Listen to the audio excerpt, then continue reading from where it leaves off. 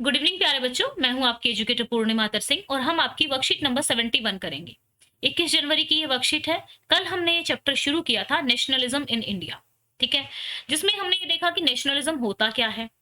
हालांकि नेशनलिज्म हमारा आप कह सकते हो कि 19th सेंचुरी में एक तरीके से स्पीड पकड़ चुका था, लेकिन हम इस वाले चैप्टर में मेनली ज्यादा नहीं पढ़ेंगे। जब गांधी जी वापस आए थे 1915 में, फिर उन्होंने जो मूवमेंट लॉन्च किए, सत्याग्रह लॉन्च किए, चंपारण सत्याग्रह, अहमदाबाद सत्याग्रह, खेड़ा सत्याग्रह, ठीक है, ये लॉन्च किए। साथ के साथ उन्होंने दो बड़े मूवमेंट जैसे कि आपका नॉन कोऑपरेशन मूवमेंट लॉन्च किया and civil disobedience movement launch किया। तो ये आपके पूरे चैप्टर में आपको पढ़ना है, ठीक है। 4-5 टॉपिक है, ऐसा पूरा नहीं पढ़ना है कि पूरे नेशनलिज्म में नेशनल मूवमेंट सारे, जैसे कि क्विट इंडिया मूवमेंट भी रह जाता है, वो सब नहीं पढ़ना है।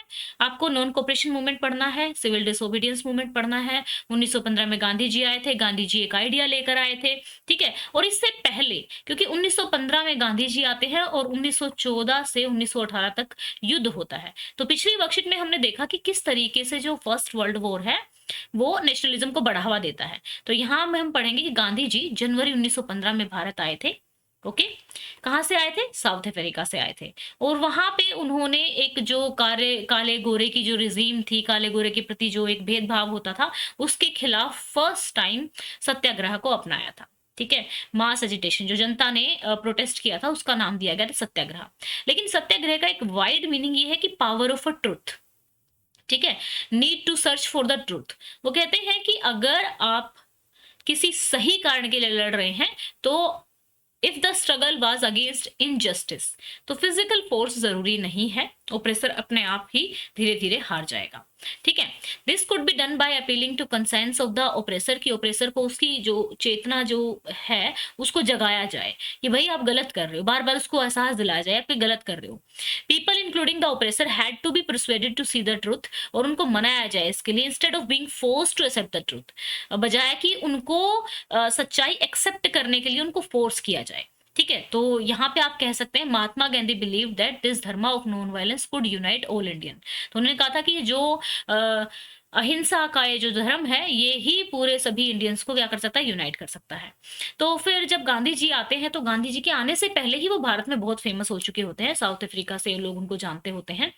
तो आते ही उनको 3 सत्याग्रह, पहले तो वो कहते हैं कि भाई जैसे मैंने आप लोगों को पिछली वर्कशीट में बताया था कि कांग्रेस पार्टी सेटअप हो चुकी थी 1885 में, ठीक है। लेकिन ये आते हैं 1915 में। जब ये आते हैं तो इनको बहुत सारे ऑर्गेनाइजेशन, पॉलिटिकल ऑर्गेनाइजेशन ज्वाइन करने के लिए इनवाइट किया जाता है, लेकिन ये सभी को ज्वाइन करने से मना कर देते हैं कि भाई अभी मैं 1 साल पूरे भारत का दौरा लेना चाहता हूँ, देखना चाहता हूँ कि भारत की क्या स्थिति है।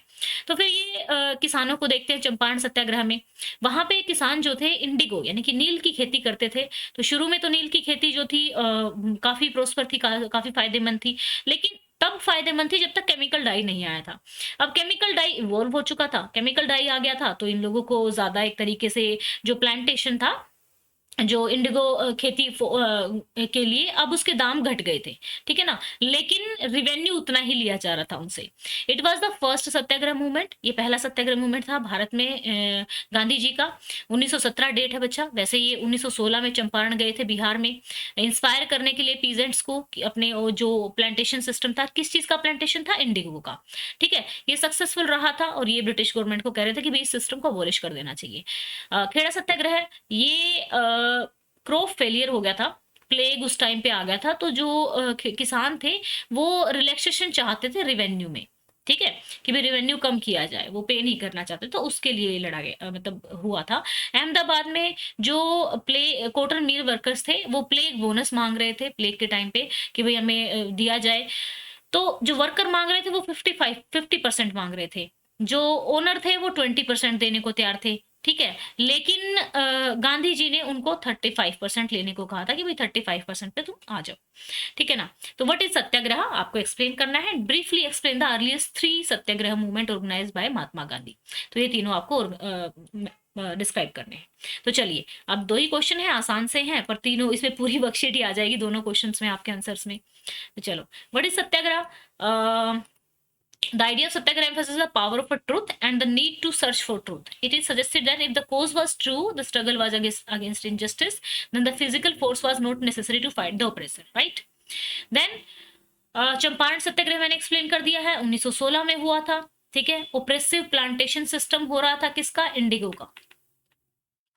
ठीक है, एंड इसको डिमांड थी एक्सप्लोइटेटिव, जो ये एक्सप्लोइटेटिव सिस्टम है इसको खत्म किया जाए। खेड़ा सत्याग्रह था, क्रॉप फेलियर हो गया था, प्लेग एपिडेमिक आ गया था, तो उसके चलते जो था रिवेन्यू नहीं पे करना चाहते थे, and were demanding the collection B relaxed, यानी कि कम कर दिया जाए। अहमदाबाद में जो कॉटन मिल वर्कर्स ने किया था, और ये वेज हाइक के लिए, बोनस के लिए स्ट्राइक हुआ था। ठीक है बच्चा, तो ये हमारी आज की वर्कशीट थी। आई होप सो अच्छे से समझ में आ गया होगा। Thank you, have a nice day, may God bless you.